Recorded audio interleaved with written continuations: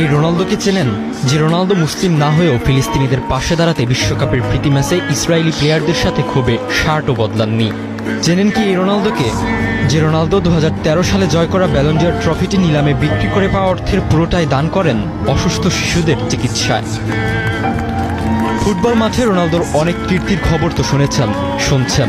মাঠে তিনি সেরাদের একজন, চ্যাম্পিয়ন ফুটবলার, কিন্তু মাঠের বাইরেও তিনি অনন্য এক মানুষ, যার মহান হৃদয়ের খবর অনেকবারই পেয়েছে বিশ্ব।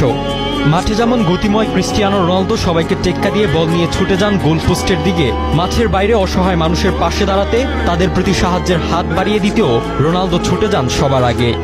জানাবো পর্তুগিজ সুপারস্টার রোনালদোর বিভিন্ন কল্যাণমূলক কাজের খবর, যা পরিচয় করিয়ে দেয় মাঠের বাইরের ভিন্ন এক তারকাকে। করোনা ভাইরাস পরিস্থিতিতে 2020 সালের শুরুর দিকে থমকে গিয়েছিল বিশ্ব প্রাঙ্গণ।